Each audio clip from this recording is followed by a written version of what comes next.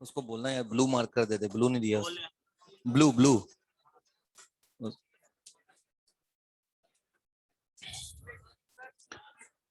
Morning.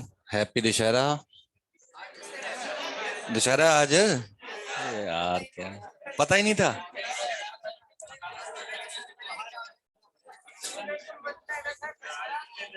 नहीं, दशहरा है आज।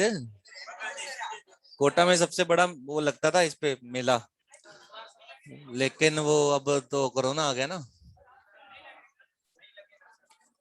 वो है लेकिन वो ऐसे ही है, अब वो फॉर्मेलिटी है। हाँ सही बात।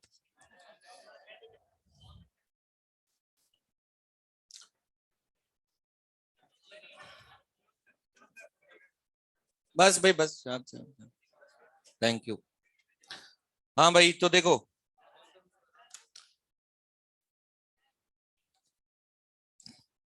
वो क्या ना इस पे गिर जाता कई बार।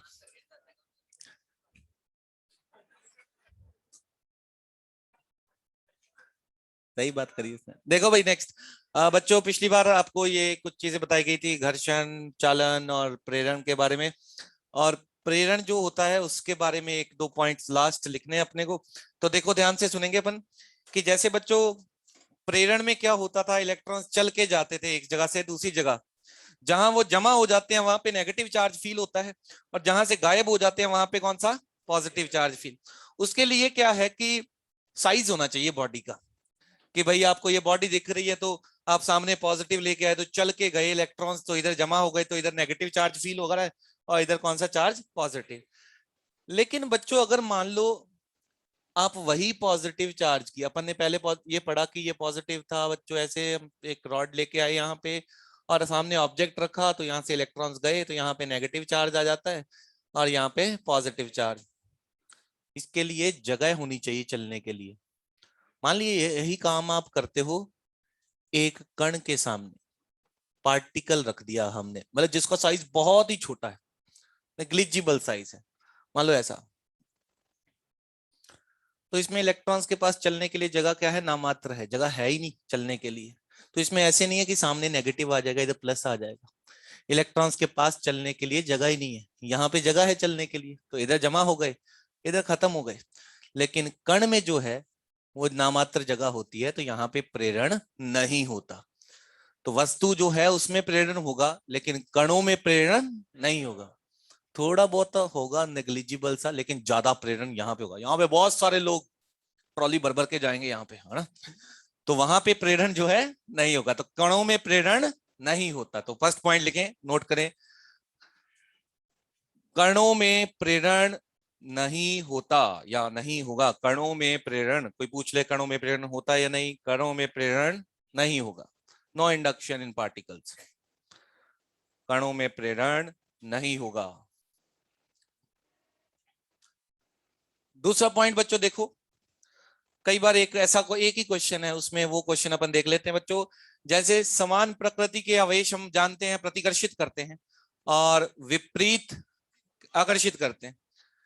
लेकिन देखो ऐसा भी हो सकता है, मान लो आपके पास पॉइंट पार्टिकल है, पॉइंट इसमें प्रेरण नहीं होगा, प्लस चार्ज है, और दूसरा पॉइंट पार्टिकल है प्लस चार्ज का, तो मेरे को पता ही है एक दूसरे को दूर भगाएंगे, ऐसे रिपल्शन करेंगे, रिपल। लेकिन हमेशा ऐसा नहीं होगा कि समान प्रकृति के रिपेल ही करेंगे। कई बार ऐसा भी हो सकता है कि प्लस और प्लस अट्रैक्ट कर रहे हो। वो एक स्पेशल केस होता है, वो बताता हूं कौन सा है। मान लो एक वस्तु है, कण नहीं वस्तु, कणों में तो रिपल्शन ही होगा, वस्तु है, इस पे बहुत बड़ा चार्ज है, मान लो बहुत सारे इलेक्ट्रॉन्स रिमूव कर दिए, 1000 कूलम चार्ज है इस पे, प्लस चार्ज मान लो 1000 कूलम का, ठीक है। और दूसरा है, उसमें आपने क्या किया, एक ही इलेक्ट्रॉन हटाया था या दो इलेक्ट्रॉन हटाए, नाइंसाफी की इसके साथ, 0.0001 कूलम है मान लो, इतना चार्ज है।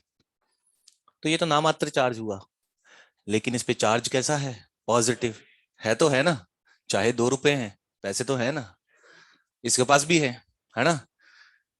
तो ये चार्ज जो है बहुत स्ट्रांग है। ये चार्ज जब इसके सामने आएगा तो इसके इलेक्ट्रॉन्स को मजा आना शुरू हो जाएगा कि आ गया चार्ज, तो इधर भर भर के कौन जाएंगे, इलेक्ट्रॉन्स। तो ये चार्ज जो है ना, ये आपको चार्ज जब आप इसके सामने लेके आओगे तो यही चार्ज जो है ये आपको ऐसा दिखाई देगा। इधर तो इलेक्ट्रॉन्स जमा हो जाएंगे, माइनस माइनस माइनस, और ये प्लस कुछ इधर शिफ्ट हो जाएगा तो प्लस थोड़ा थोड़ा ये दिखेगा। ये वाला प्लस तो इधर चला गया और जो इलेक्ट्रॉन्स गए उसकी वजह से भी प्लस आ गया। अब बताओ इसमें और इसमें क्या होगा, अट्रैक्शन या रिपल्शन? प्लस के सामने माइनस आ गया ना। तो बता दोनों वस्तुएं कैसी थी, समान प्रकृति का आवेश था या विपरीत का? प्रेरण की वजह से दोनों ने क्या किया, अट्रैक्ट। तो आपसे बोले क्या प्लस और प्लस के पार्टिकल्स अट्रैक्ट कर सकते हैं? नो। क्या प्लस और प्लस अट्रैक्ट कर सकते हैं? यस। जब वस्तुएं होंगी और एक का चार्ज दूसरे के तुलना में प्रबल होगा। क्या होगा? प्रबल या ज्यादा होगा। ठीक है, तो इस डायग्राम्स को बनाएं और दोनों के लिए पॉइंट्स लिखेंगे। एक एक लाइन छोड़ देना, उसी लाइन में हम लिख देंगे इसको।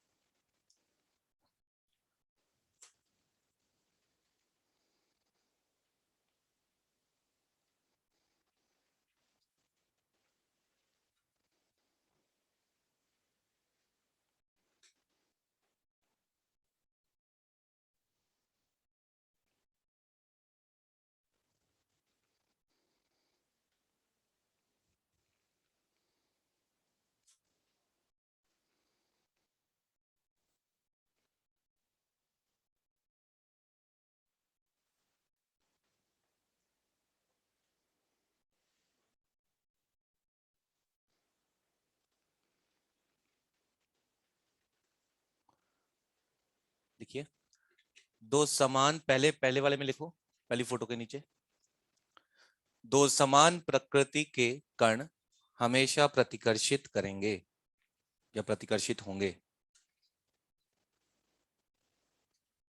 दो समान प्रकृति के कण, शॉर्ट में लिखा रहा हूं, प्रतिकर्षित करेंगे, एक दूसरे को प्रतिकर्षित करेंगे। टू पार्टिकल्स ऑलवेज रिपेल, दो समान प्रकृति के कण प्रतिकर्षित करेंगे। दूसरा लिखें, दो समान प्रकृति की वस्तुएं, पिंड भी कहते हैं बच्चों इसको, क्या कहते हैं? पिंड भी कहते हैं, बॉडी, रिजिड बॉडी को पिंड भी कहते हैं। दो समान प्रकृति की वस्तुएं एक दूसरे को आकर्षित कर सकती हैं, एक दूसरे को आकर्षित कर सकती हैं यदि यदि एक वस्तु का आवेश, यदि एक वस्तु का आवेश दूसरे की तुलना में प्रबल हो। एक वस्तु का आवेश दूसरे की तुलना में प्रबल हो। तो यहाँ पे बच्चों चार्जिंग की कहानी खत्म होती है, इंडक्शन कंडक्शन की। अब हम देखेंगे, हमें पता है कि ये लाइक चार्जेस रिपेल करते हैं, अनलाइक चार्जेस क्या करते हैं, अट्रैक्ट। तो अपने को कितनी फोर्स लगती है या कितना फोर्स एक दूसरे पे लगाते हैं, उसके लिए एक नियम बनाया था बच्चे, कूलाम्स का नियम, कूलाम नियम, कूलॉम्स लॉ। हिंदी में कूलाम लिखते हैं, कूलाम नियम।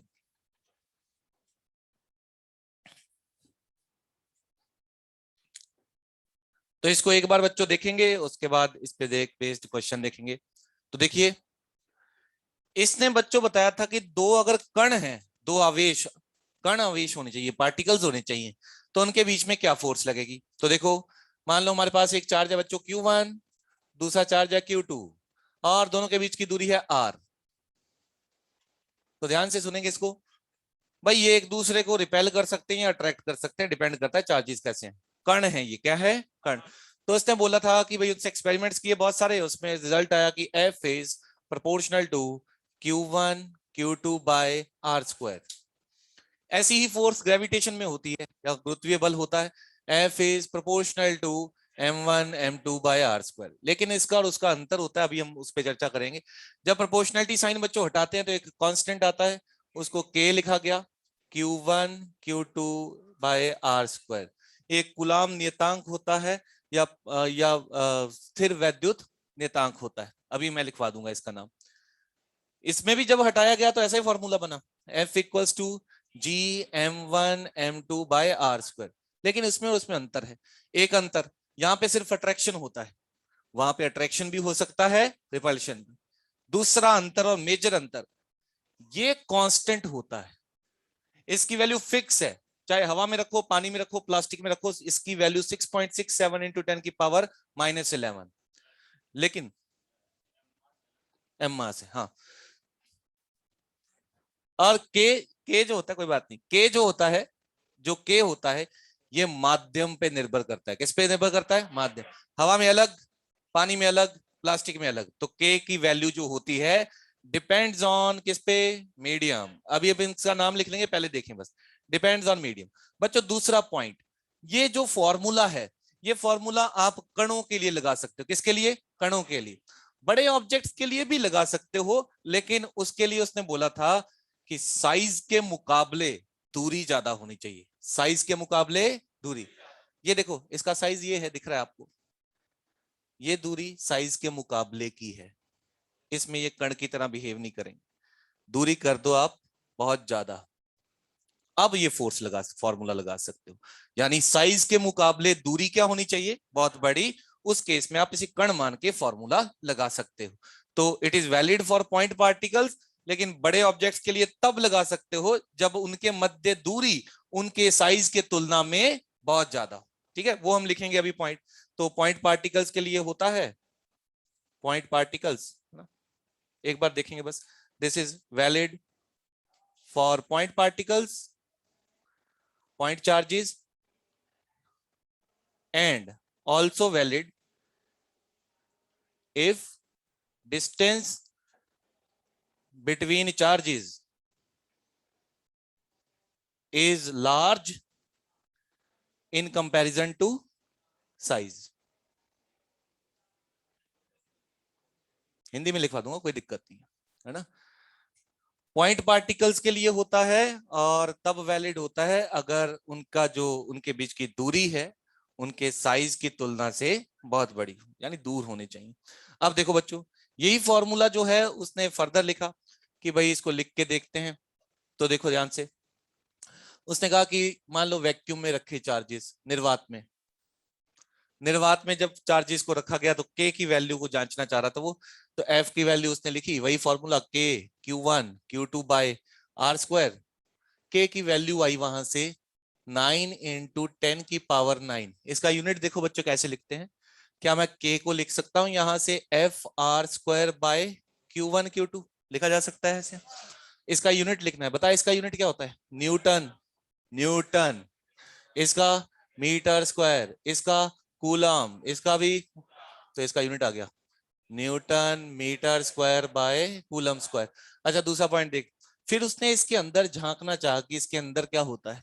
तो इसका फॉर्मूला उसने फर्दर लिखा, उसको लिखा 1/4 pi epsilon naught Q1 Q2 by R square. इसको बोलते हैं विद्युतशीलता। क्या बोलते हैं? विद्युत। थोड़ी देर बाद या अगले लेक्चर तक मैं इसकी मीनिंग बताऊंगा। इसका फुल मीनिंग हम पढ़ते हैं संधारित्र में। तो यहाँ पे अपने लिए वर्ड होना चाहिए कि ये विद्युतशीलता कोई एक नंबर होता है, ये निर्वात की विद्युतशीलता कहलाएगी। किसकी? निर्वात। इसका भी वैल्यू पता होता है अपने को। इसका वैल्यू एप्सिलॉन नॉट का वैल्यू होता है बच्चों 8.85 इंटू 10 की पावर -12। अब इसको देखो, इसका यूनिट भी लिखना आना चाहिए बच्चों, ध्यान से देखो। इसी का यूनिट लिखना चाह रहा हूं, क्या मैं एप्सिलॉन नॉट को इधर ले जाऊं तो एफ नीचे आ जाएगा। देखो क्या बनेगा, epsilon naught is equal to 1/4 pi F Q1 Q2 by R square. मैं यूनिट जानना चाह रहा हूं।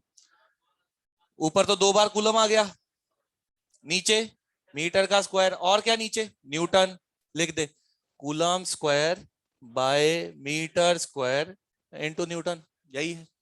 ओके, ये किसके लिए लिखा हमने? निर्वात के। निर्वात के लिए के कितना होता है? 9 इंटू 10 की पावर 9। उसको के को अगर कभी खोल के लिखना पड़े तो 1/4 pi epsilon not. What is epsilon not? अभी के लिए मेरे पास इसका नाम है निर्वात की विद्युतशीलता। ओके, अब उसने इसको माध्यम में लिखा, यानी मीडियम में।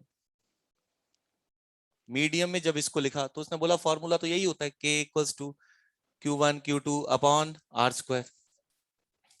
इसको जब उसने खोला फॉर्मूले को तो ऐसा ही फॉर्मूला बना 1/4 pi epsilon Q1 Q2 by R square. उससे पूछा ये क्या है, उसने बोला निर्वात की विद्युतशीलता।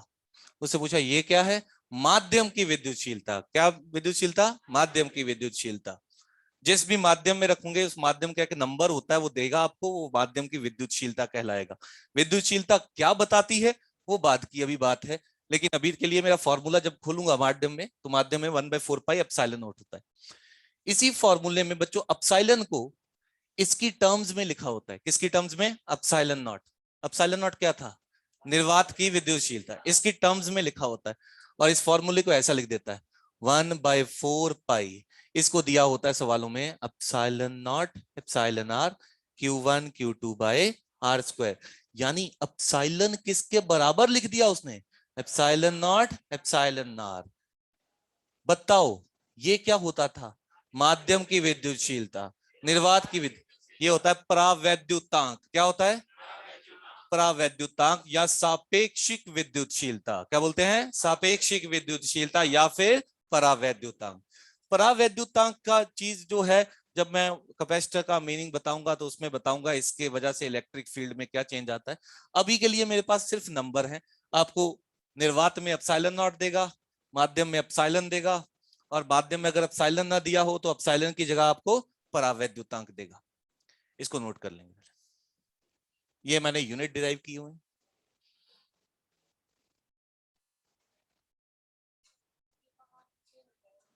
हाँ, माध्यम पे डिपेंड करता है, लिखा ना शुरुआत में, डिपेंड ऑन मीडियम। हवा में पता है या वैक्यूम में पता है, 9 × 10⁹ माध्यम में उसको के का मान बताना पड़ेगा।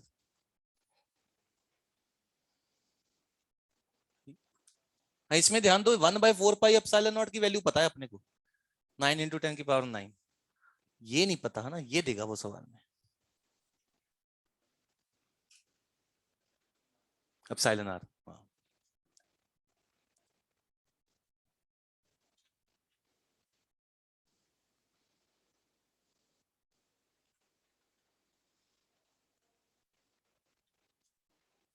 इसका अगर हिंदी लिखना चाह रहे हो लिख लो।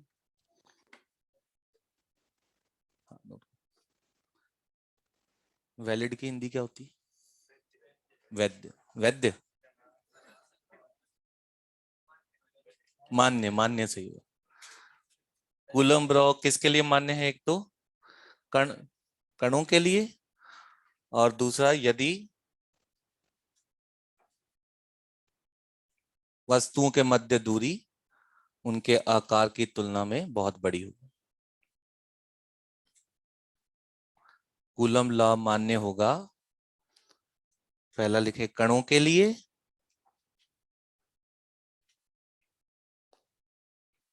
कूलम्ब लॉ मान्य होगा कणों के लिए, और दूसरा यदि वस्तुओं के मध्य दूरी, यदि वस्तुओं के मध्य दूरी, कूलम्ब लॉ मान्य मान्य होगा यदि, एक तो लिखा आपने कणों के लिए, दूसरा वस्तुओं के मध्य दूरी उनके आकार की तुलना में, उनके आकार की तुलना में ज्यादा हो, बहुत ज्यादा हो या अधिक हो, उनके आकार की तुलना में अधिक हो।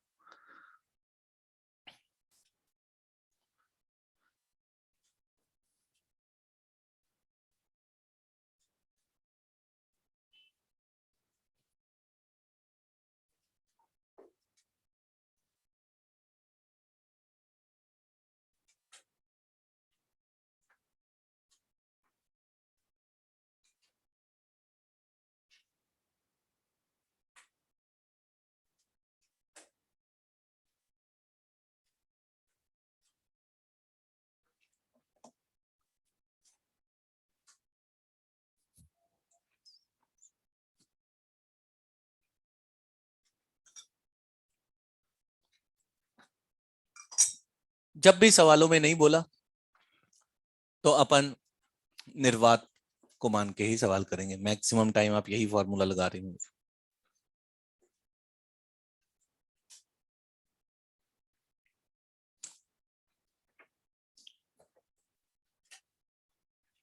नाम लिख लेंगे सभी। एप्सिलॉन नॉट का नाम क्या था, निर्वात की विद्युतशीलता। लिखो निर्वात, एप्सिलॉन नॉट निर्वात की विद्युतशीलता।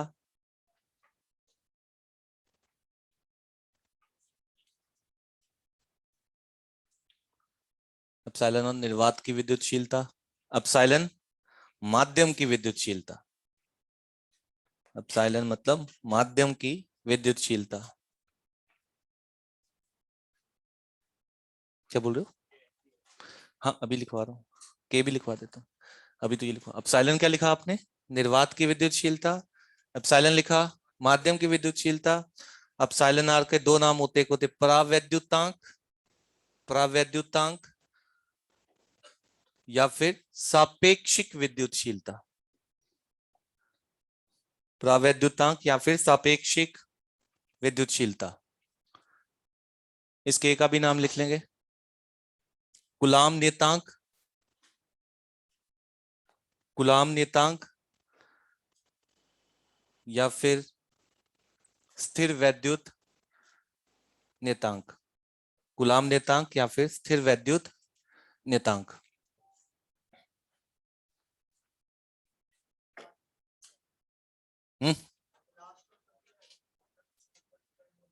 ये तो फॉर्मूले बताया तेरे को कि माध्यम का दिया होता है ये विद्युतशीलता, माध्यम की विद्युतशीलता को एप्सिलॉन नॉट एप्सिलॉन आर से कैलकुलेट करते हैं। ये एप्सिलॉन की वैल्यू ये होती है epsilon naught into epsilon R. Epsilon naught की वैल्यू पता है अपने को कितनी है? एप्सिलॉन आर तेरे को सवाल में देगा परावैद्युतांक माध्यम का, किसका? माध्यम का। विद्युतशीलता तो बता ही नहीं क्या होती है, बस होता है एक नंबर, अभी समय आने पे बताया जाएगा सब, सब्र रखना होता है। लिखिए क्वेश्चन। अच्छा भाई, जब भी बोला ना गया हो तो फॉर्मूला यही यूज करना है, K Q one Q two by R square. जब विद्युतशीलता की बात करेगा ना तब फॉर्मूले को खोल के लिखना होता है, यानी 1/4 पाई एप्सिलॉन नॉट या फिर 1/4 pi epsilon naught epsilon R. तो देखो भाई, मान लो ये अपने को दे रखे हैं दो चार्जेस Q और Q, और दोनों के बीच की दूरी दे रखी है 10, फोर्स दे रखा है 0.9। फर्स्ट पार्ट Q कैलकुलेट करो, फॉर्मूला लगाओ फटाफट। F equal to K Q one Q two by R square. दोनों चार्ज एक जैसे हैं।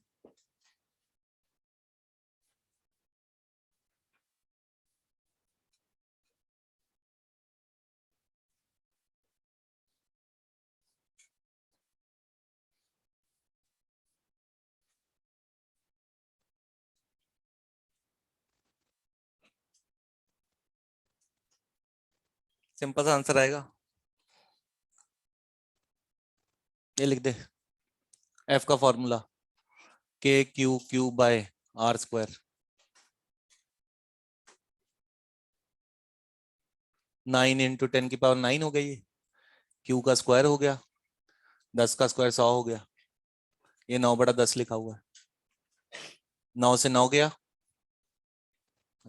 Q स्क्वायर आ गया 1/10⁸, यानी Q आ जाएगा आपका बच्चों 1/10⁴ या 10⁻⁻⁴। Q जब बना होगा ये चार्ज तो इलेक्ट्रॉन्स निकले होंगे, तभी ये पॉजिटिव चार्ज आया है। दूसरे पार्ट में आपको बताना है, आपको आसानी से पता चल जाएगा, N बताना है कितने इलेक्ट्रॉन्स इसमें से निकले होंगे। कौन सा फॉर्मूला एक बार बताया गया था आपको? Q बराबर NE, लगा दो, इसी Q को लिख दो NE, तो N निकाल लो।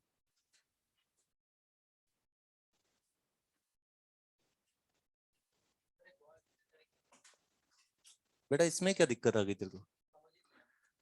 क्या कहा, कौन सी लाइन में समझ नहीं आई ये बताना। 1 2 3। बेटा ये तो तेरी बहुत बड़ी परेशानी है।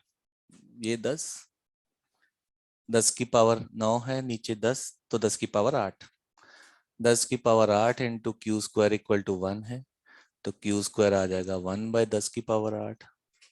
इसमें थोड़ा खुद भी एफर्ट दे सकते हैं, आपकी कैलकुलेशन की दिक्कत है, आप ऐसी कैलकुलेशन आनी चाहिए। ओके भाई, क्यू को लिखो एन ई, एन इंटू बच्चों आपने लिखा होगा 1.6 इंटू 10 की power -19 is equal to 1/10⁴। Calculate करना है अपने को, सवाल में वो कैलकुलेट करके देगा भाई।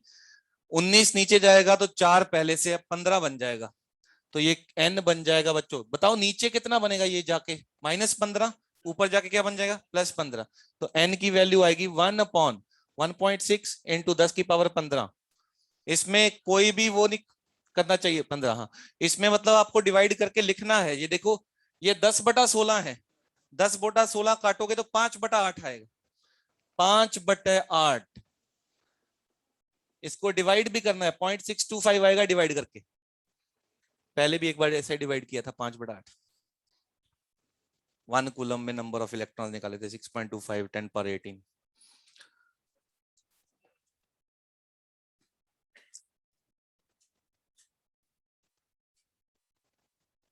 क्वेश्चन नंबर 2 लिखें। पिछली बार बताया था भाई, आर और आर त्रिज्या का गोला अगर संपर्क में लाया जाए तो आवेश आधा आधा बढ़ जाता है। कितना? आधा आधा। तो लिखो, मान लो ये बच्चों है Q, और एक दूसरा अपने को कुछ दूरी पे रखा हुआ है, लेट से 5Q, radius R, radius R एक जैसा है। इनके मध्य फोर्स लग रही है F लग रही है, गिवन है।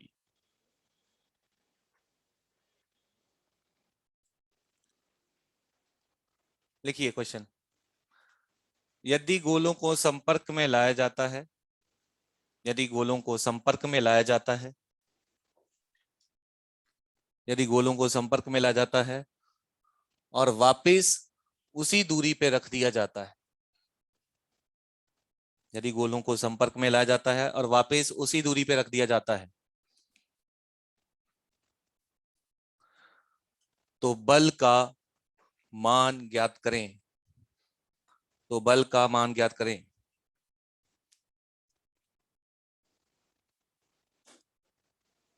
फॉर्मूला 2 बार लगाना है। पहली बार लिख दो, ये F दिया हुआ है, लिख दे F होगा क्या पहले?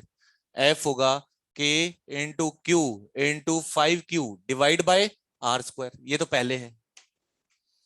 जब इनको टच करेगा और छोड़ेगा, टोटल चार्ज बता कितना है? 6 को आधा आधा बांट दो, कितना हो जाएगा? 3 तो पहले पे 3Q और दूसरे पे फिर से उसी दूरी पे रख दिया 3Q। अब नया बल कैलकुलेट करना है, यानी F न्यू। नया बल कैलकुलेट करना है क्या? पहले तो पता है अपने, इसको लिखो K into 3Q divide by R²। अब ये आंसर आपको मिलेगा नहीं वहां पे, आपको आंसर बताना है पुराने बल की टर्म्स में, आंसर F की टर्म्स में बताना है। तो उसके बहुत सारे तरीके हैं, यहां से KQ² की वैल्यू इधर पुट कर दो, जैसी भी आपकी मैथमेटिक्स है। मैं ऐसे करता होता हूँ, डिवाइड। क्या करता हूँ? डिवाइड। डिवाइड कर दे, सब कैंसिल हो जाएगा, F की टर्म्स में आंसर आ जाएगा।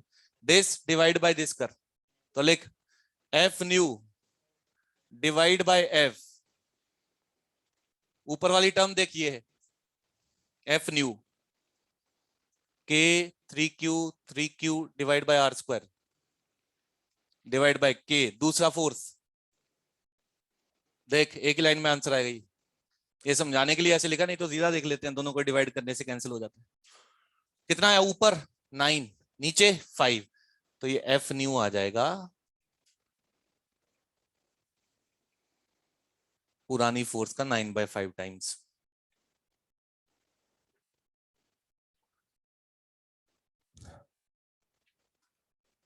एक बार बताया गया था आपको, दो वस्तुओं को यदि घिसाते हैं तो कैसे आते हैं? कम कार्यफलन से बड़े कार्यफलन में चले जाते हैं चार्जेस। उसमें मैंने एक अंडरलाइन कराया था, सवालों में आएगा, एक पे Q आएगा तो दूसरे पे माइनस। तो लिखिए, यदि दो वस्तुओं को घिसाया जाता है, क्वेश्चन लिखिए, यदि दो वस्तुओं को घिसाया जाता है और R दूरी पे रखा जाता है, मतलब इन्हीं के टर्म्स में आंसर देंगे अपन ना। यदि दो वस्तुओं को घिसाया जाता है और R दूरी पे रखा जाता है, तो आपके दिमाग में ऐसी फोटो बननी चाहिए, Q और -Q और दूरी R है ना, R दूरी पे रखा जाता है, तो उनके मध्य बल का परिमाण, तो उनके मध्य बल का परिमाण F है। पास वाले से देख ले, तो उनके मध्य बल का परिमाण, पास वाले से देख लेना, पास बैठ किसी के, तो उनके मध्य बल का परिमाण F है। क्या बोला मैंने? यदि दो वस्तुओं को घिसाया जाता है और r दूरी पे रखा जाता है तो उनके मध्य बल का परिमाण कितना है? F। ओके, ज्ञात करें। फर्स्ट लिखें, उसमें कौन दो चीजें ज्ञात करनी है।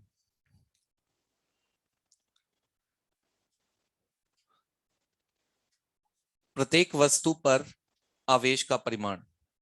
प्रत्येक वस्तु पर, प्रत्येक वस्तु पर आवेश का, प्रत्येक वस्तु पर आवेश का परिमाण। जब घिसाया होगा तो इलेक्ट्रॉन गए होंगे ना एक दूसरे में। दूसरा लिखें, दूसरा पार्ट, स्थानांतरित इलेक्ट्रॉन्स की संख्या। स्थानांतरित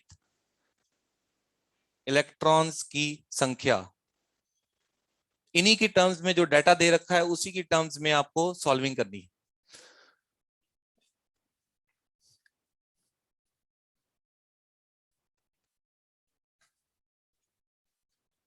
बल का परिमाण दिखा है तो साइन वाइन की कोई चिंता नहीं करनी है, अपने को परिमाण लिखना है। बड़ा ही आसान सा क्वेश्चन है। एक पे बच्चों जब घिसाओगे तो एक पे चार्ज आएगा Q और दूसरे पे आएगा -Q। ये खुद से अपने को लिखना है, ये पता होना चाहिए, मैंने पिछली बार भी बोला था सवालों में आएगा। R दूरी, तो बल का परिमाण लिखना है। परिमाण तो कोई साइन वाइन नहीं लिखना, परिमाण लिखो। F इज इक्वल टू, क्या फॉर्मूला होता है? K Q by R square. निकालना क्या है ये मत भूल जाना, Q निकालना है।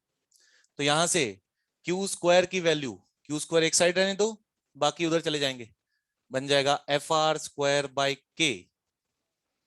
तो Q की वैल्यू आ जाएगी √FR स्क्वायर बाय K। आर आप बाहर भी निकाल सकते, ये आंसर आ गया। सेकंड पार्ट के लिए बच्चों बताओ क्या फॉर्मूला लगाना होता है? Q is equal to N E, सबको याद है वो, एन निकाल लेते हैं। Q पता है तो एन आ जाता है, एन लिख दो। N E equal to FR square by K का अंडर, तो एन आ गया 1/E।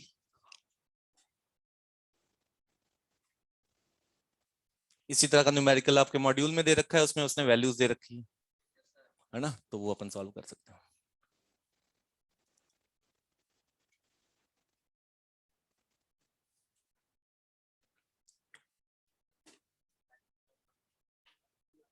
कैसा भी हो, एक से जितने गए दूसरे में उतने ही जाएंगे, है ना, साइज वाइज पे डिपेंड नहीं करेगा, इलेक्ट्रॉन का ट्रांसफर हो रहा है। ओके बच्चों, एक अब ऐसा क्वेश्चन लिखो।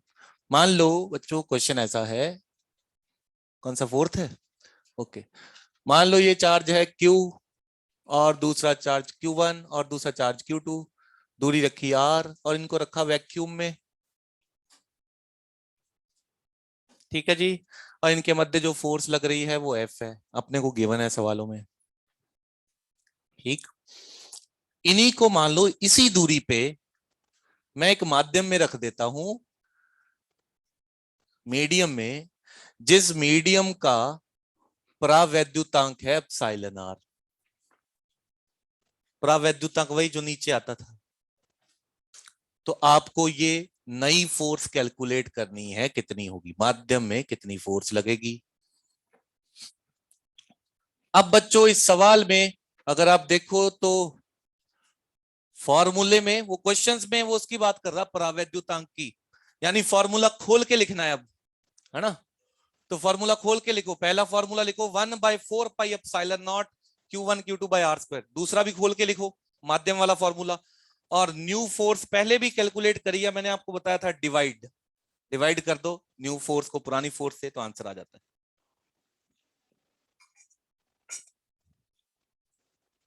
क्वेश्चन एक बार ये एग्जाम में आया था। तो बच्चों वैक्यूम की फोर्स लिख रहा हूं मैं, वैक्यूम की force very easy, 1/4 pi epsilon not into Q1 Q2/r² होती है। ये तो वैक्यूम की फोर्स है। नई दुनिया में जो फोर्स आएगी यानी न्यू फोर्स, न्यू फोर्स लिखोगे 1/4 पाई, एप्सिलॉन नहीं दिया इस बार, एप्सिलॉन आर दिया है, तो फॉर्मूला पूरा खुलेगा एप्सिलॉन नॉट एप्सिलॉन आर। ऐसा ही क्वेश्चन हमने पहले किया जिसमें मैंने एफ न्यू लिखा था। डिवाइड कर दीजिए, दोनों को डिवाइड करोगे तो एफ न्यू बाय एफ बच्चों इतना ही बचेगा। डिवाइड करके देख लो चाहे देश, उसके नीचे इसको रख देना, बस ये बचेगा। यानी नई force equal to F upon कितनी हो जाएगी, एप्सिलॉन आर। किसी माध्यम की अगर प्रावैद्युतांक जितना बढ़ाते जाओगे बल उतना ही कम होता जाता है। ये किसमें फोर्स है, माध्यम में। फॉर्मूला ध्यान रखेंगे, माध्यम की फोर्स। ये कौन सी फोर्स थी, वैक्यूम में।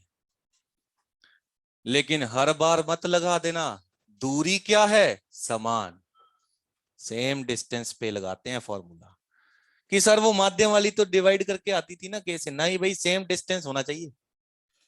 दूरी देख लो दोनों में आर है, रट्टा मारो लेकिन सही तरीके से। F new equal to F upon K होगा, यदि दूरी एक जैसी, तभी तो कैंसिल होगी दूरी।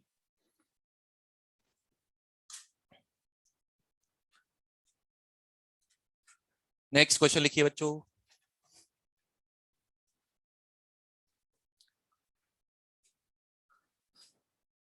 लिखिए, आवेश Q को, आवेश Q को, कैपिटल Q है ना, आवेश Q को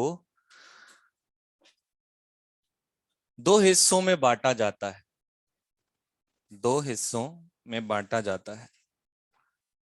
आवेश Q को दो हिस्सों में बांटा जाता है, x और Q माइनस एक्स, x और Q माइनस एक्स।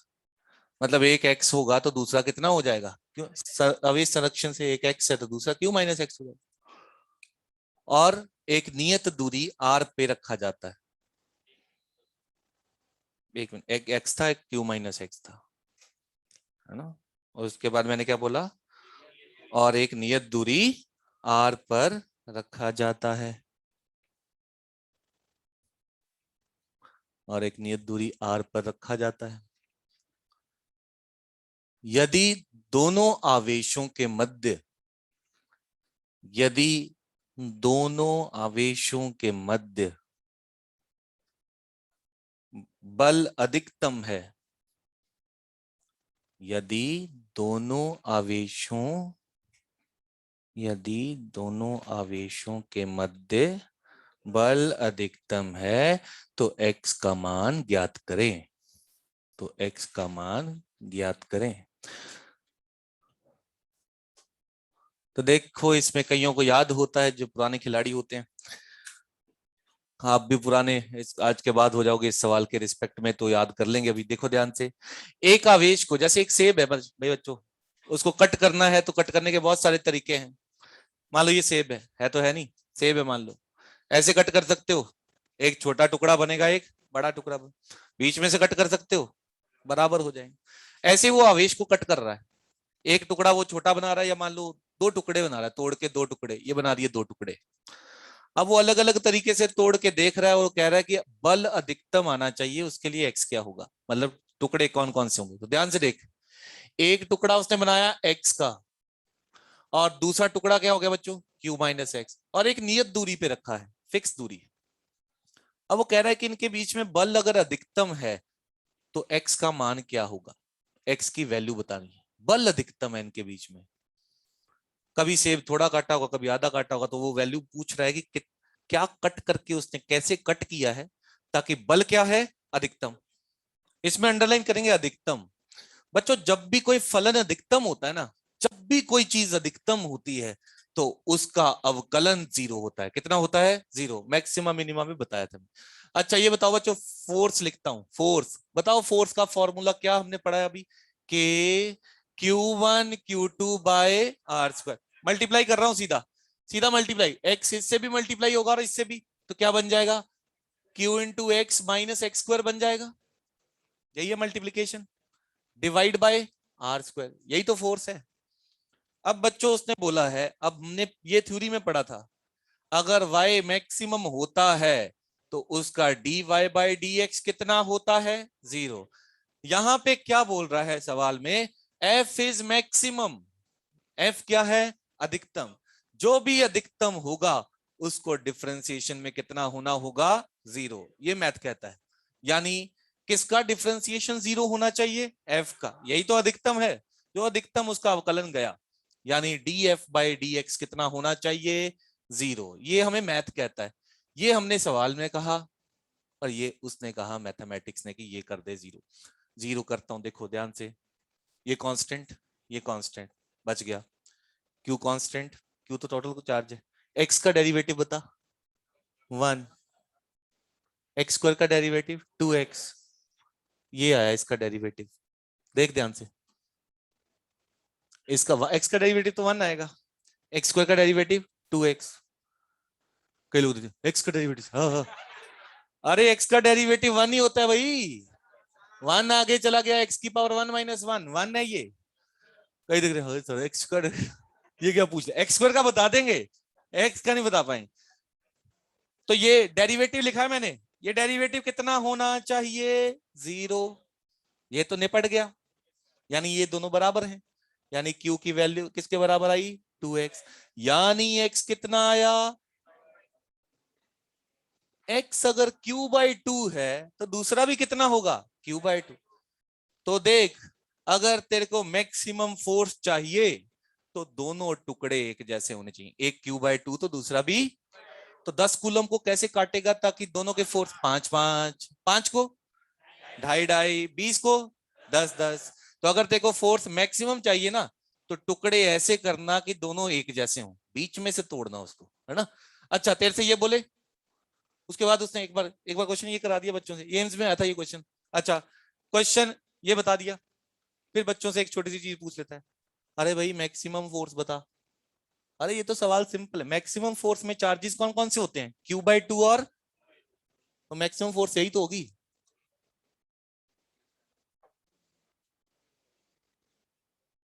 मैंने सेकंड पार्ट पूछा था पेपर में एक बार, ये याद करके सबने, मेरे को क्वेश्चन लिखाने नहीं देते बच्चे कई बैचेस में, उनको याद होता है। जैसे अगली बार आपको ग्रेविटेशन में सवाल ये करवाएंगे, एक मास के दो टुकड़े करने हैं, तो बताओ टुकड़े क्या होंगे ताकि फोर्स क्या मैक्सिमम हो। तो m मास को अगर दो टुकड़े करने हैं तो कौन कौन से करोगे, m/2 और m/2, ये सबको याद था।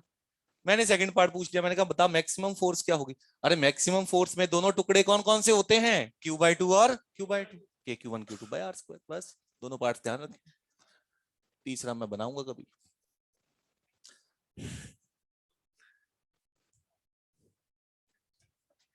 नोट करो फटाफट, ये याद रखना भी, याद होता लोगों को ये q/2। तो इसको बोलते हैं सवाल में कि 20 कूलम है मैक्सिमम फोर्स बता, तो 10 10 करके उसको रख देना।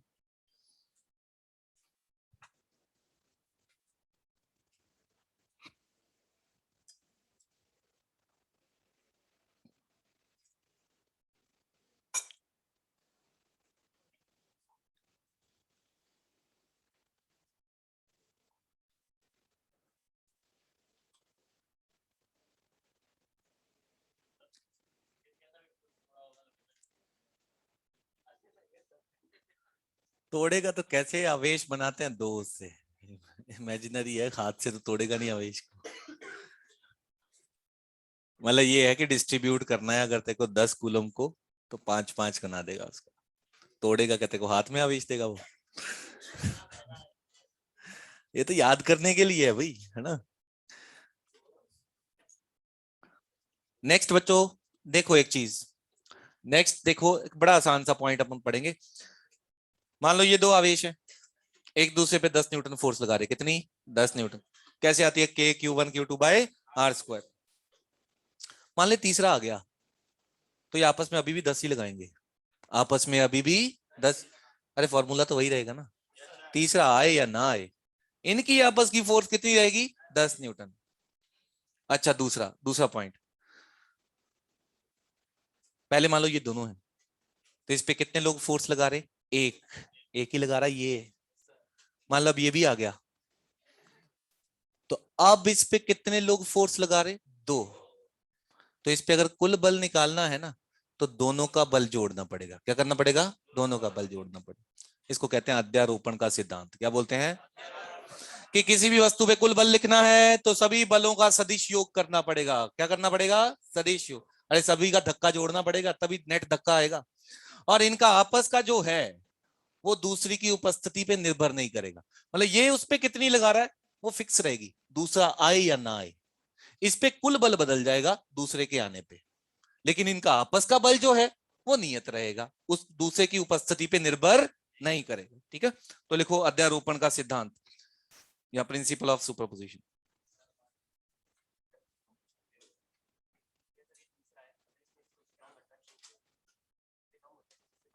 हम फिक्स चार्जेस की बात कर रहे हैं, बदलने के बाद तो सब बदल जाता है। फिक्स चार्जेस की, हाँ हाँ, तो दूरियां बदल गई, सवाल बदल गया। लिखो अध्यारोपण का सिद्धांत। दो आवेशों के मध्य, दो आवेशों के मध्य बल, दो आवेशों के मध्य बल अन्य आवेशों की, अन्य आवेशों की उपस्थिति पर, अन्य आवेशों की उपस्थिति पर निर्भर नहीं करता, निर्भर नहीं करता, अन्य आवेशों की उपस्थिति पर निर्भर नहीं करता। सेकंड पॉइंट लिखेंगे,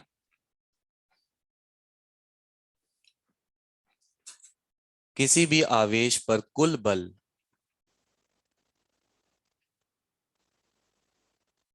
किसी भी आवेश पे कुल बल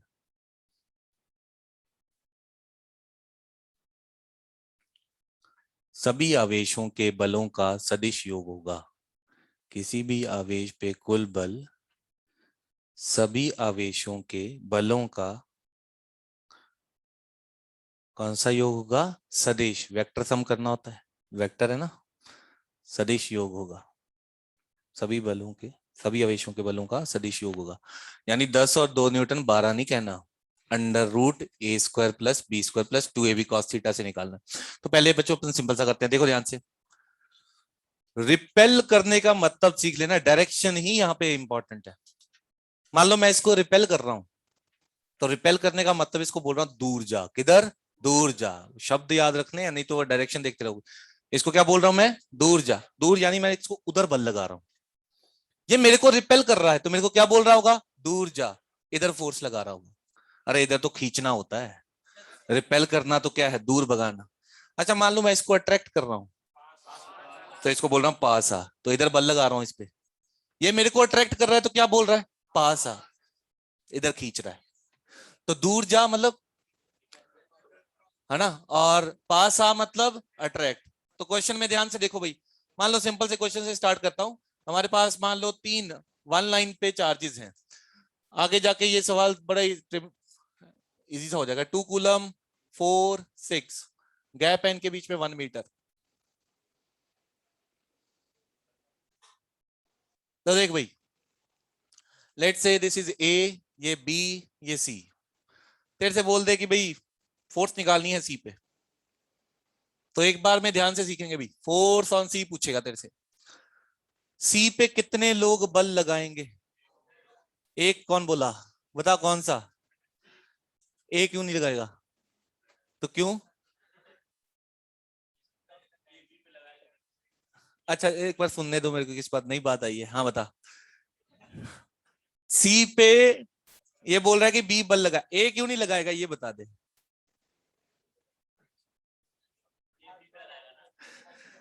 सी पे कितने लोग बल लगाएंगे? 2 लोग, है ना, दोनों लगाए। दूर है तो क्या, Q K Q one Q two by R square handle कर लेगा उसको। अब देख ध्यान से, ध्यान से देखो भाई।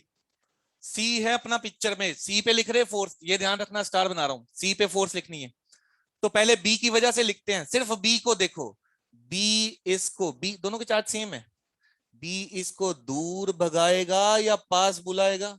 दूर रिपेल का मतलब दूर। तो बी इस पे जो बल लगाएगा ऐसा लगाएगा। वैल्यू लिख रहा हूं इधर, ध्यान से देख। बी और सी को देख बस, एफ बी लिखना है, बी की वजह से इस पे बल लिखना है। Formula K Q1 Q2 by R square. तो K 2 6/1 का स्क्वायर कितना? 12K आ गया। के की वैल्यू नहीं रख रहा अभी, 4। तो के की वैल्यू नहीं रख रहा है, 24 आ जाएगा ये। ठीक है, अब ध्यान से बता, दूसरा बी गया। अब देख सी पे, देख सी किस, सॉरी, सी पे देखना है किसकी वजह से? ए की वजह से। किस पे बल निकाल रहे हैं? सी पे। ये सी को, बी हटाओ अभी, ये सी को दूर भेजेगा या पास बुलाएगा? रिपेल करेगा ना। रिपेल बोलना नहीं, अपने को ये बोलना है दूर भेजेगा। क्या करेगा? रिपेल मतलब दूर भेजेगा, मतलब सी इस पे फोर्स लगाएगा इधर की तरफ। सॉरी, ए लगाएगा। कौन लगाएगा? ए, उल्टा लिख दिया मैंने। ए लगाएगा। बता, ए सी पे कितनी फोर्स लगाएगा? F C. इन दोनों की फोर्स लिखनी, इन दोनों की, इन दोनों की, इन दोनों की। क्या लिखोगे? के टू सिक्स। दूरी कितनी है? टू का स्क्वायर कितना आ जाएगा? टू। टू का स्क्वायर कर दो, कितना? अब आंसर देखो कैसे लिखना। ये वाला आ गया, ये वाला आ गया, फोटो दिख रही है। टोटल लिखना है तो मैं वेक्टर फॉर्म में लिख रहा हूं, एफ नेट। देख, वेक्टर फॉर्म में लिखना है तो ऐसे लिखते हैं, ये आई कैप में।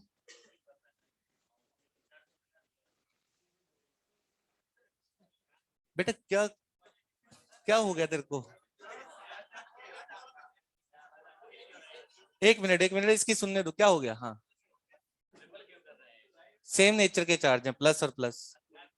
हाँ, अब देखो बच्चों, अरे देखो आंसर कैसे, ये कौन सी डायरेक्शन में है? आई कैप। ये भी किस में है?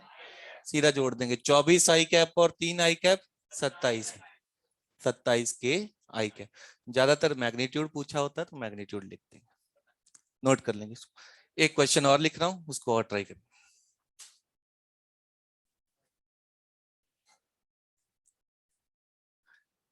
ऐसे ना करें भी, है ना, थोड़ा देख के ही।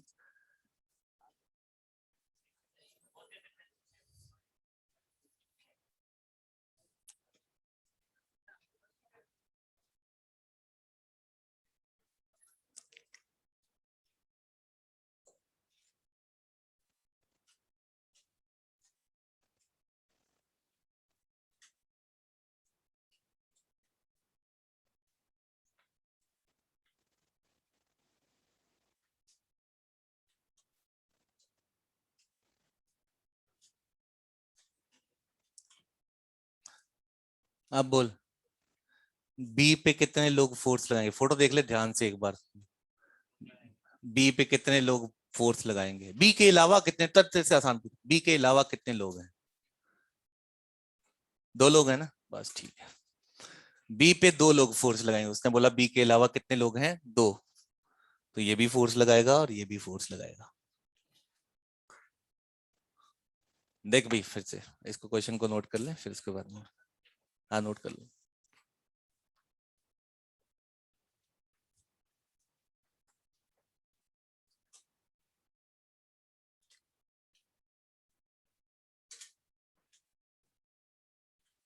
पहले परिमाण लिखना होता है, दिशा सवाल से देख के लिखते हैं, ठीक है।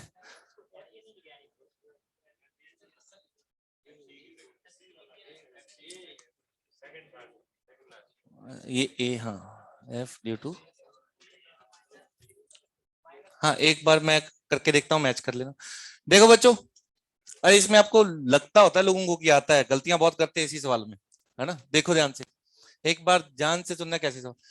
हम इस बार फोर्स किस पे लिखना चाह रहे हैं सवाल में? बी पे। तो सेंटर वाला चार्ज है, उसी पे फोर्स लिखनी, इसी को स्टार बना रहा हूं, इसी पे फोर्स लिख रहे हैं।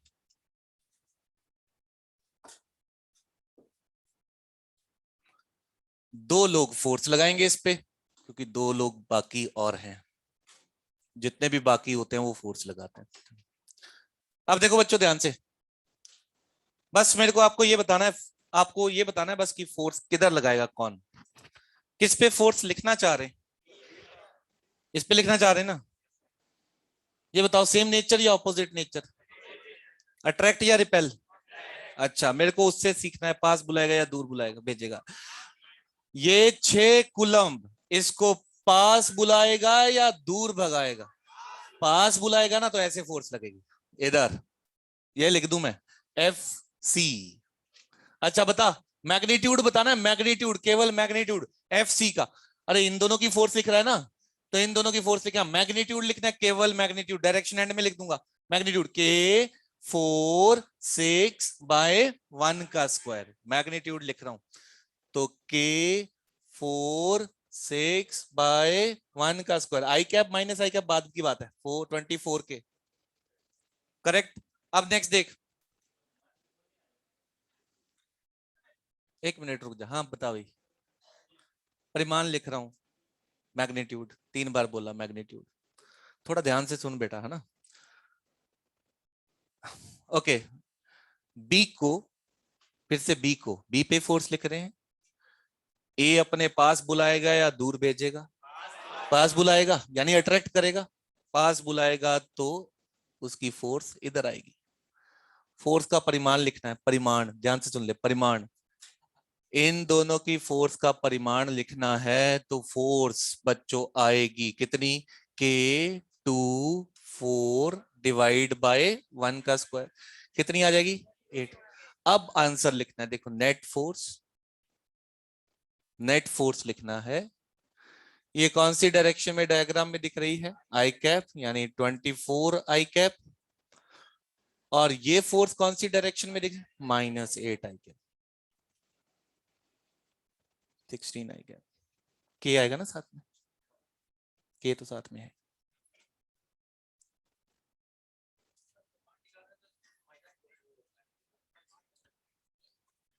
हाँ परिमाण लिख रहे हैं, डायरेक्शन बाद में लिखते हैं।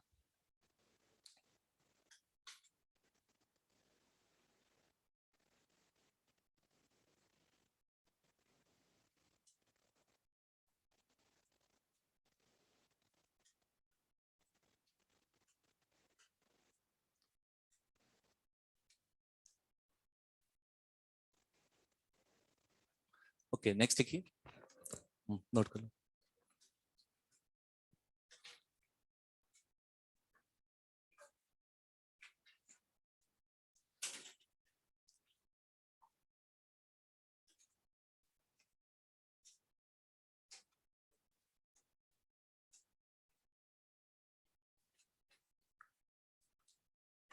नेक्स्ट देखिए, अब ध्यान से सुनेंगे बच्चों, इसके बाद इसका फॉर्मूला भी लिखाऊंगा।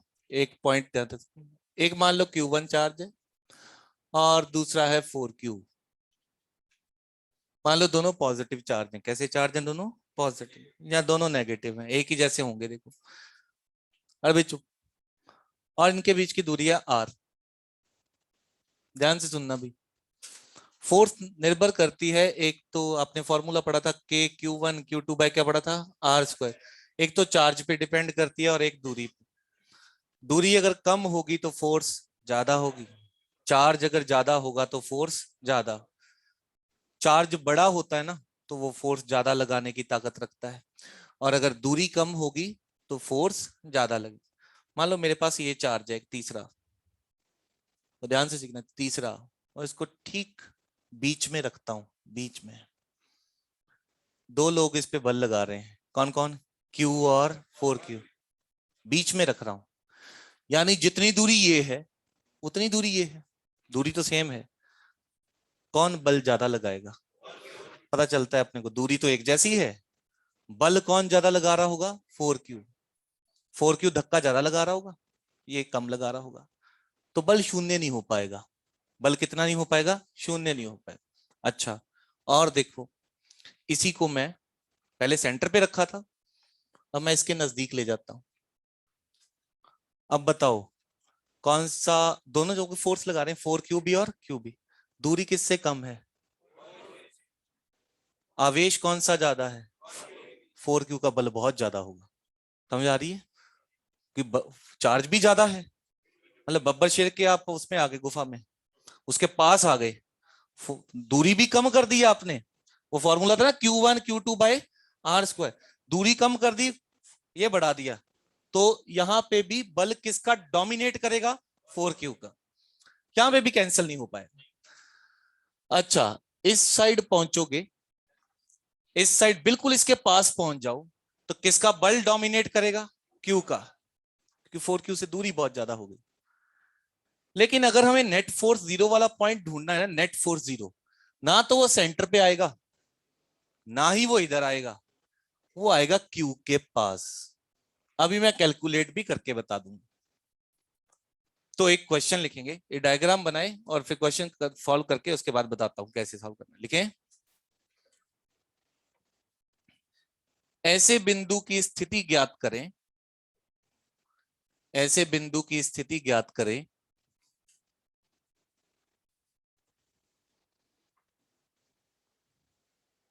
ऐसे बिंदु की स्थिति ज्ञात करें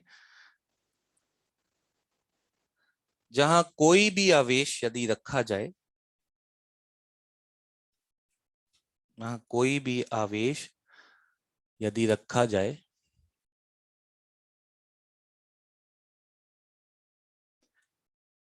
तो उस पर कुल बल शून्य हो, तो उस पर कुल बल शून्य हो।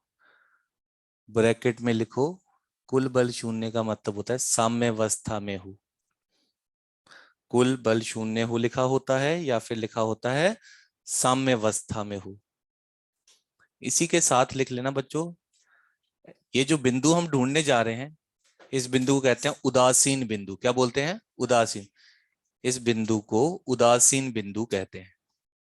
इस बिंदु को न्यूट्रल पॉइंट या उदासीन बिंदु कहते हैं। ध्यान से देख, फोर्स कहां जीरो होगा वो ढूंढ रहा हूं। सवाल में पढ़ो, पहली लाइन में ऐसा बोला है कि ऐसा बिंदु ढूंढना है जहां पे कोई भी आवेश रख दूं उस पे कुल बल कितना होना चाहिए? जीरो। कोई भी, वो कह रहा कोई भी रख दे। कोई भी तो मैं कोई भी रख देता हूं, 1 कूलम रख देता हूं, सबसे सिंपल। 1 कूलम, 1 कूलम रख रहा हूं, यानी इस पे कुल बल कितना होना चाहिए? जीरो। ये मान ले दूरी है x, तो दूसरी दूरी बच्चों कितनी हो जाएगी? टोटल है दूरी r, तो कितनी हो गई? r minus x. अब जस्ट बताना है आपको देख के, इस पे बल लिखना है, इस पे ये कितना लगाएगा? Value, value formula coulomb law आपको बोलना है। इन दोनों का बल कितना होगा? के क्यू 1/x²। ठीक, इन दोनों का बल कितना होगा? के 4q/1 डिवाइड बाय r-x²। यदि कुल बल शून्य है तो जितना एक लगा रहा होगा उतना ही दूसरा, यानी ये इक्वल होने चाहिए। आप बोलोगे सर 1 नहीं मजा आया, 2 रख लो। अरे 2 रख लो, वो भी कैंसिल हो जाएगा। 3 रख लो, वो भी क्या हो जाएगा? कैंसिल। यहां से ध्यान से देख,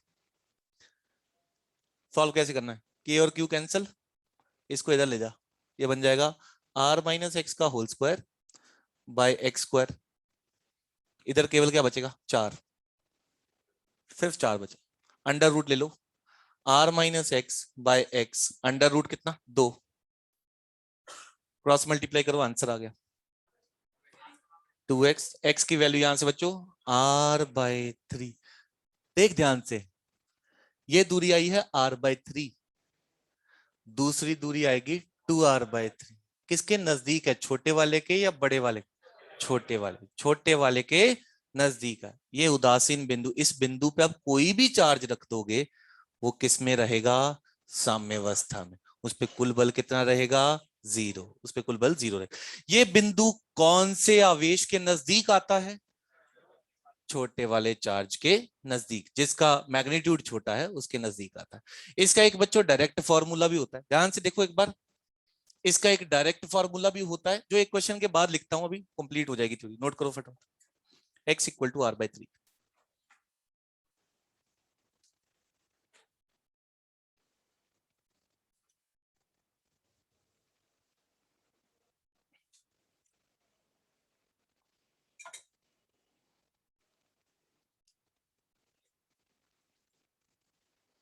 तो यहाँ पे दोनों बल रिपेल कर रहे थे, कैंसिल हो गई फोर्स।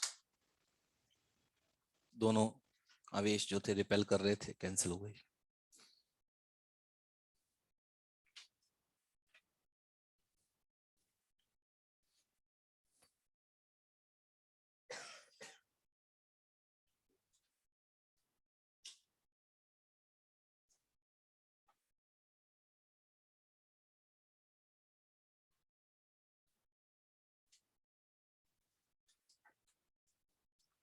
देखो भी, ये इसका आखिरी पार्ट होता है इस क्वेश्चन का, और उसके बाद हम फॉर्मूला लिखेंगे।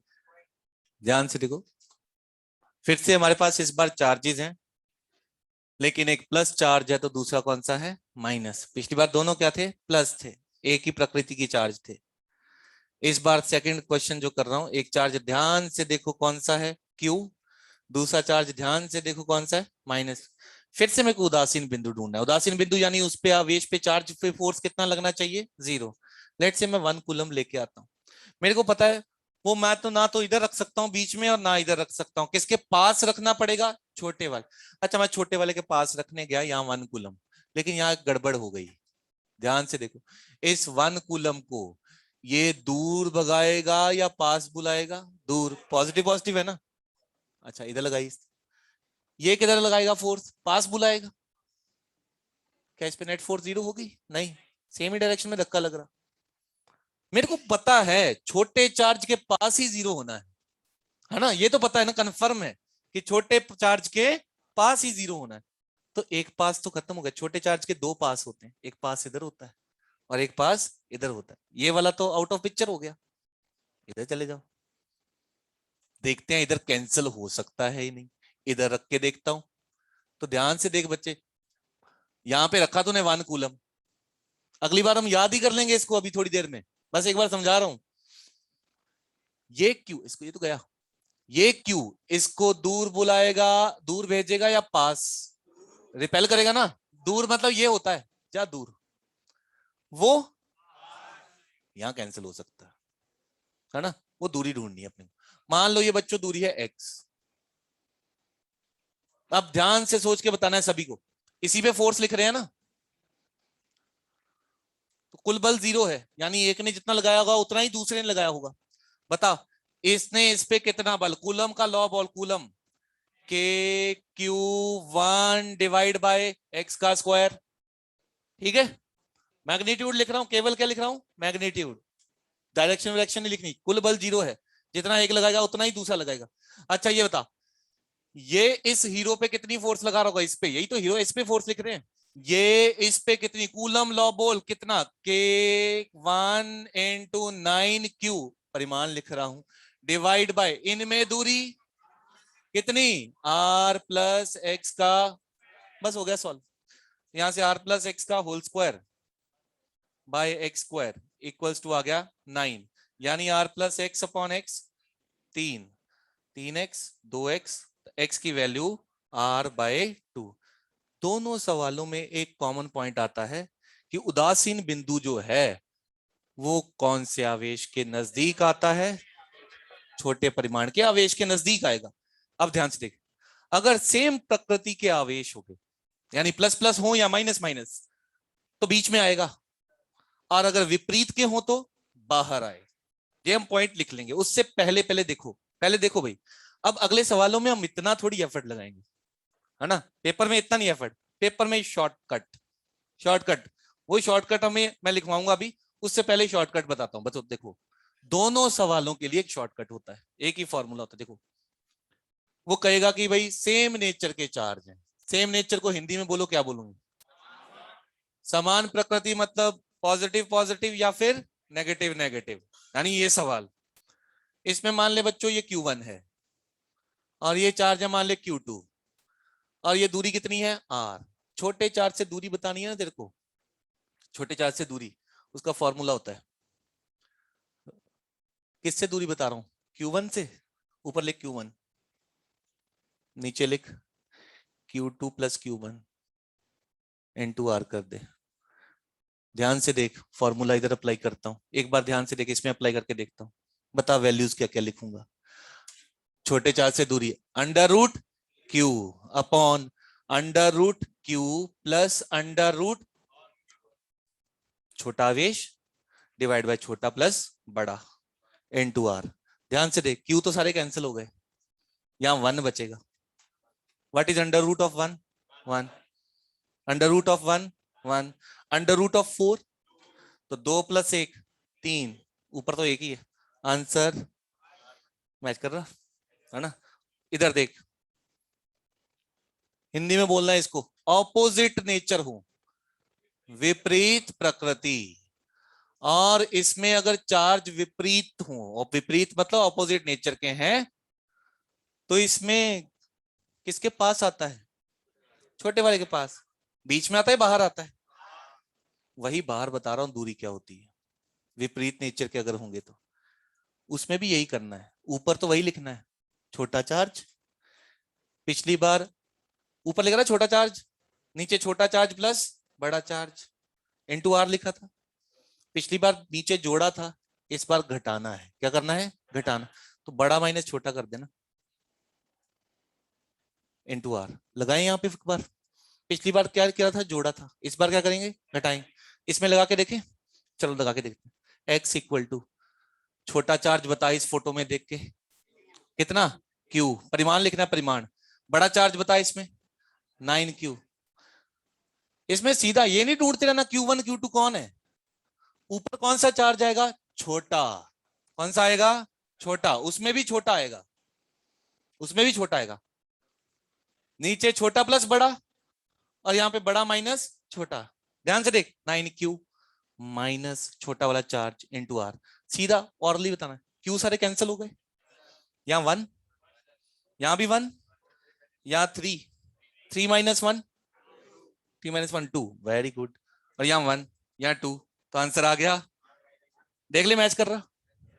ध्यान रखना है अपने, पहले ये सारा नोट करेंगे, फिर मैं बिंदु लिखाऊंगा कि कहाँ का क्या क्या लिखना। सेम नेचर में ये फॉर्मूला, फॉर्मूला 1, सवाल के साथ ही फॉर्मूला लिखना है सभी ने। जैसे पहले सवाल ये लिख लिया होगा आपने, उसके बाद ये फॉर्मूला लिख लो उसका, फिर वो सवाल लिखो उसका फॉर्मूला। कोई दिक्कत नहीं, जैसे भी लिख, समझ याद आना चाहिए।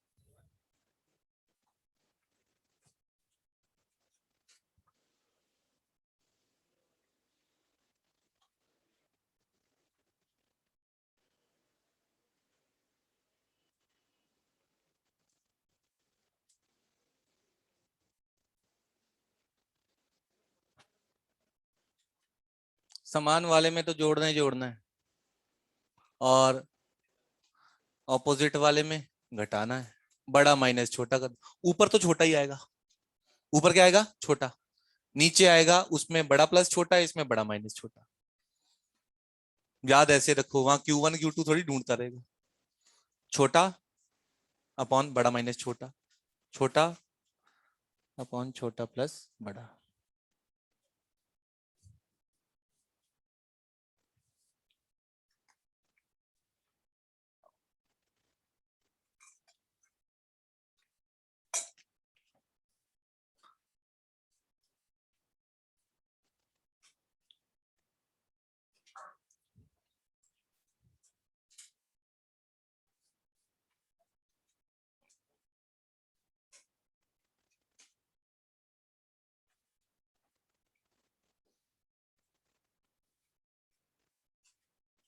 ये दूरी छोटे चार्ज से है, फॉर्मूले में जो लिखी है ना, छोटे चार्ज से दूरी है ना, इसको लिख लेना, छोटे चार्ज से दूरी, छोटे परिमाण के चार्ज से दूरी, या निम्न परिमाण के आवेश से दूरी।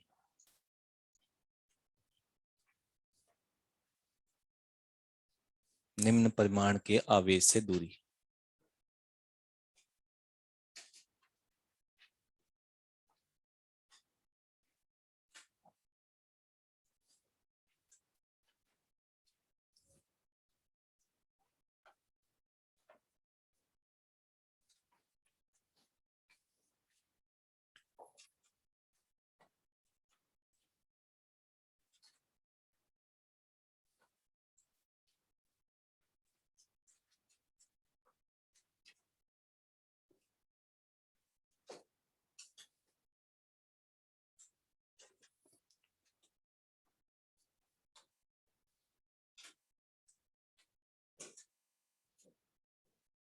किसके नजदीक होता है? निम्न परिमाण के आवेश के नजदीक होता है ना। लिख लेंगे इसको। उदासीन बिंदु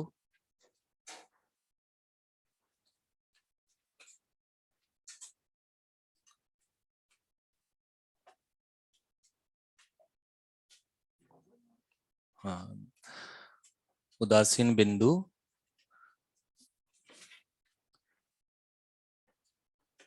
निम्न परिमाण के, उदासीन बिंदु निम्न परिमाण के आवेश के नजदीक होता है। निम्न प्रमाण के आवेश के नजदीक होता है। ये तो याद वैसे रख लेना, सेम सेम प्रकृति के होंगे तो बीच में आएगा, ऑपोजिट के होंगे तो बाहर आएगा। जैसे प्लस प्लस है, बीच में आएगा कहीं, प्लस माइनस माइनस है बीच में, प्लस माइनस है बाहर है, किसके नजदीक आएगा ये पता है। करो क्वेश्चन ये। क्यू, दो सवाल अभी करने और क्यू, और मान लो -16 क्यू, दूरी है आर, कहां होगा बताओ? है किधर होगा, बीच में या बाहर? इधर बाहर या लेफ्ट वाला बाहर? हाँ तो उदासीन बिंदु की दूरी x ज्ञात करें, x निकालो, फॉर्मूला लगाओ, सीधा आंसर। उदासीन बिंदु ही निकाल रहे हैं ना x, ये फॉर्मूला लगाओ फटाफट, एक लाइन में आंसर सीधा, कुछ नहीं सोचना, डायरेक्ट आंसर। फॉर्मूला लिख, अंडर रूट छोटा चार्ज, ऐसे याद करना है, Q2 Q1 में नहीं याद करना, अंडर रूट छोटा charge divide by under root बड़ा चार्ज माइनस अंडर रूट छोटा चार्ज इनटू आर। कितना आएगा? चाहे कैलकुलेट करके देख लेना, नॉर्मल तरीके से यही आएगा।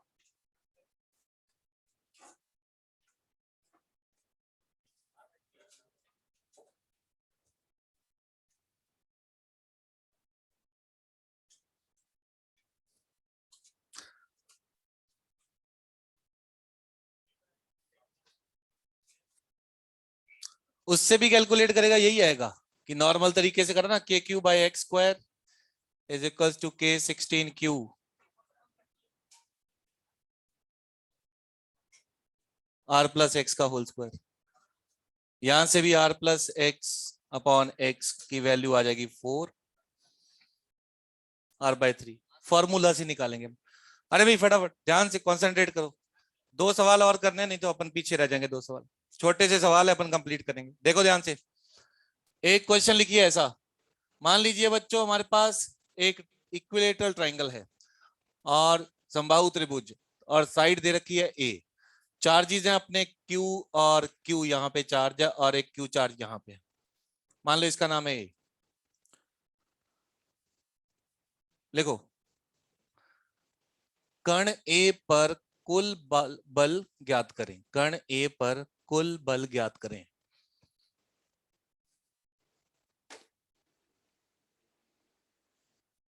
ये बता, इधर देख, कुल बल ज्ञात करना है, ये देख, ए याद कर, ए थीटा, रिजल्टेंट का फॉर्मूला 2a cos θ/2, है ना? अब देखिए यहां से, भाई यहाँ पे देख के बताना है, भाई दूर जाएगा पास आएगा, यही बताना है आपको। यही हीरो एसी पे फोर्स लिख रहे हैं अपन, ये वाला चार्ज इसको दूर भगाएगा या पास बुलाएगा? अरे सेम नेचर के प्लस प्लस है ना, तो दोनों दूर भगाएगा, तो ये इसको बोलेगा दूर जा, यानी इधर फोर्स लगाएगा। बोल फोर्स कितनी लगाएगा? वो फॉर्मूला कुलम्स लॉ, कौन सा फोर्स फॉर्मूला था? KQ1Q2/r², KQ1Q2/r², ये आ गई, इसकी फोर्स लिख दी।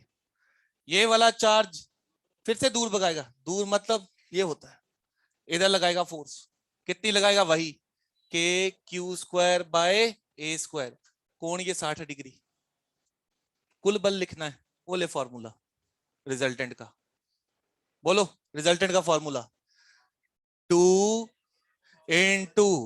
ये बच्चों एफ है ना, एफ, तो ये भी कितना है? एफ, तो रिजल्टेंट होगा ये 2f cos θ/2, उसी फॉर्मूले को लिख रहा हूं।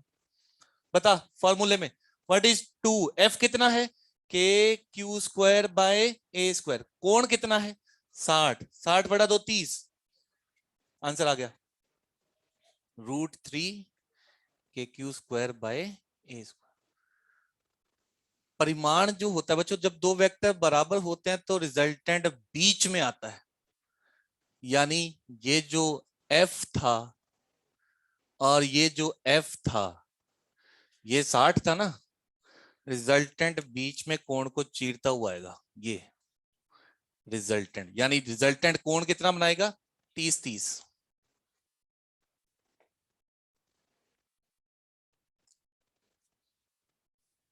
एक लास्ट बस,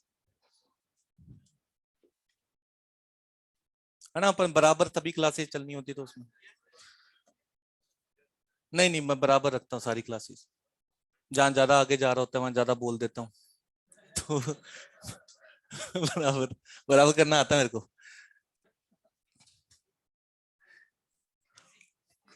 सीख गए। अब भाई, पहले परिमाण लिखना होता है, साइन कभी नहीं कूलम लॉ में मैं यूज करूंगा, परिमाण ही लिखूंगा हमेशा, डायरेक्शन मैं खुद से बनाऊंगा। देख फिर से ये मान ले क्यों,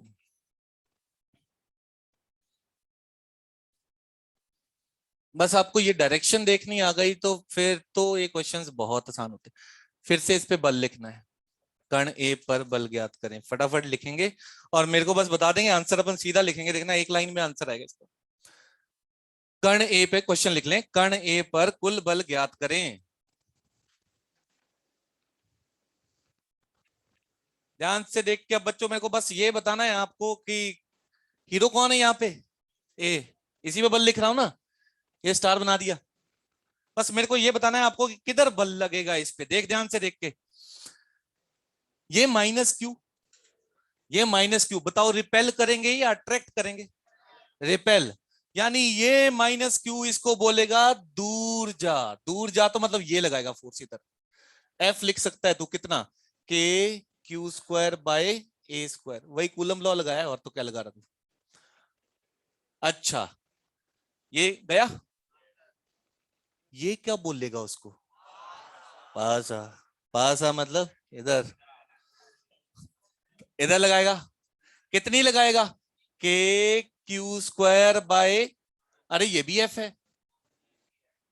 अब ध्यान से देखना है, एक बल तो इधर लग रहा और एक बल इधर लग रहा है, ये है K Q square by A square, और ये भी कितना है, K Q square by A square, angle इनके बीच में आएगा 120, अरे ये तो फेवरेट वाला है, एफ और एफ अगर 120 पे, रिजल्टेंट भी चाहे वो फॉर्मूले से निकाल लो, है ना, तो रिजल्टेंट आएगा एफ के बराबर, यानी कितना, के Q square by A square, किधर आएगा, बीच में, जब बराबर फोर्सेस बीच में, तो यानी रिजल्टेंट बीच में आएगा, ये आएगा रिजल्टेंट।